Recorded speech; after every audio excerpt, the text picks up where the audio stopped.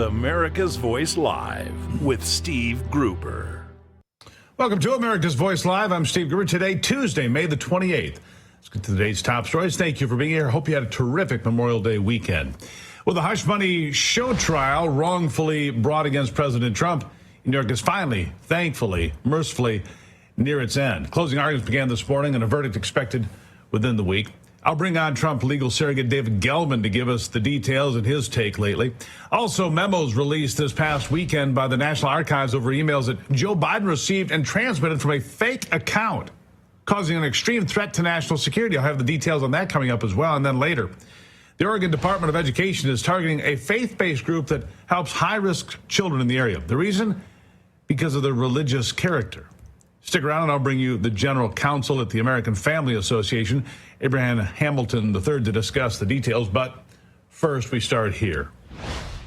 I am waiting patiently as I can for the end of this obnoxious, passive-aggressive administration of Joseph Robinette Biden to come to an end. And it cannot happen soon enough for me and millions of others. Let's start with a memo to the producers of An Evening for President Joe Biden with President Barack Obama, to be held Saturday, June 15th in Los Angeles, California. Here's a suggestion. Cancel the show and issue a refund. Do it immediately.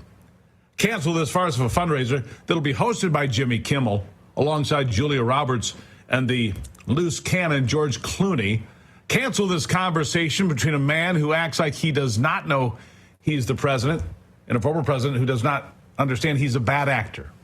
The two are horrible actors, regardless. With Biden currently in the lead, the two are terrible leaders, with Biden in a position to continue doing terrible things to America and the world. The two are terrible in general, with Biden in the role of plagiarist in chief. He just lies. Plagiarism is Biden's MO, with him speaking as a Kennedy without being one.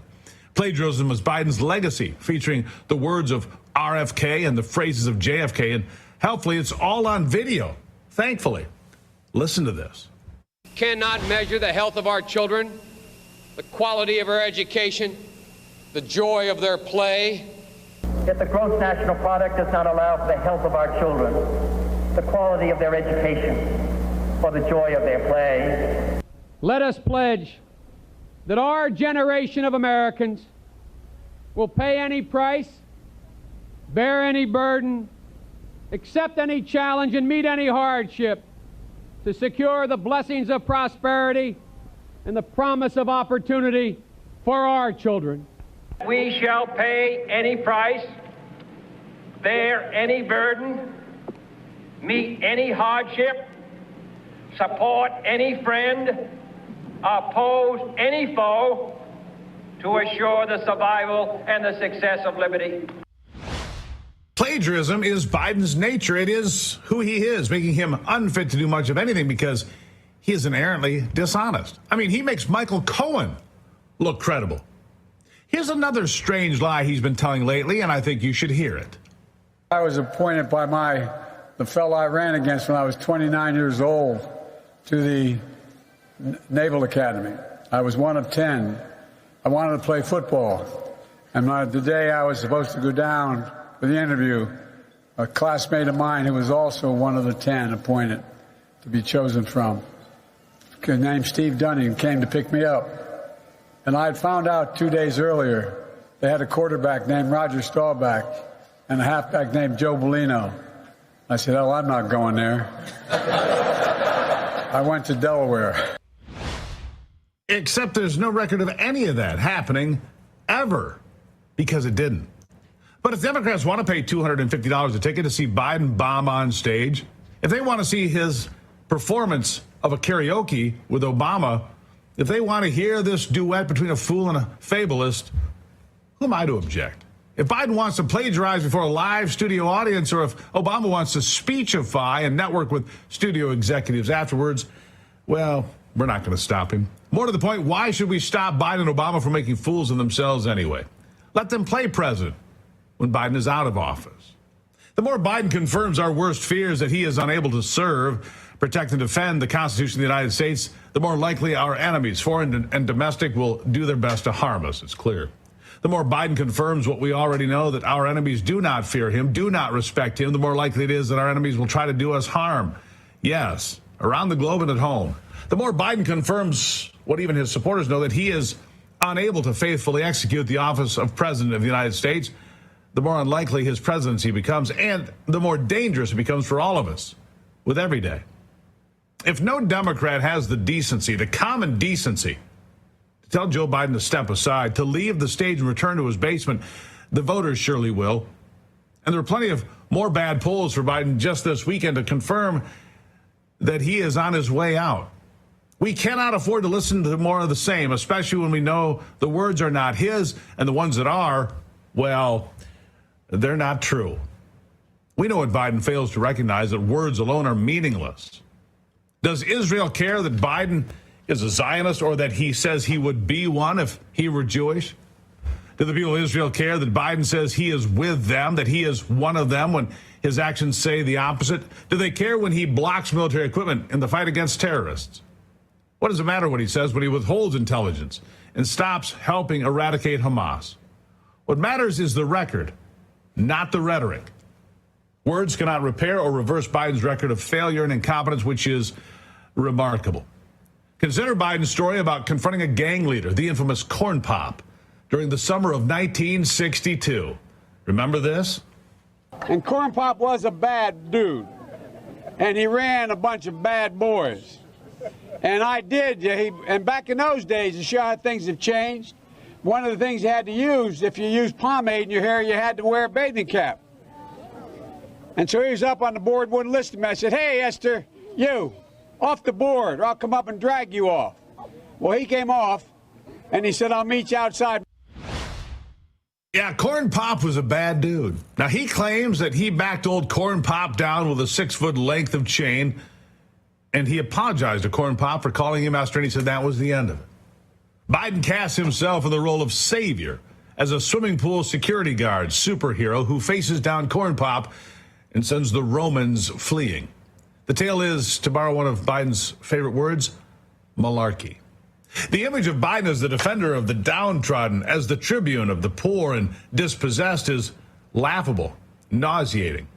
Then again, he says he's a scholar and has the audacity to challenge people that he has a higher IQ while spewing a steady stream of BS. He's very good at it. Here's a reminder. Question: what law school did you attend, and where did you place in that class?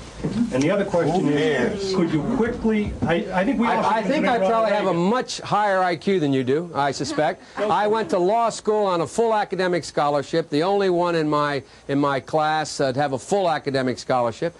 In the first year in law school, I decided I didn't want to be in law school and ended up in the bottom 2/3 of my class, and then decided I wanted to stay, went back to law school, and in fact ended up in the top half of my class. I won the International Moot Court competition. I was the outstanding student in the political science department at the end of my year. I graduated with 3 degrees from undergraduate school and 165 credits, only need 123 credits, and I'd be delighted to sit down and compare my IQ to yours if you'd like, Frank.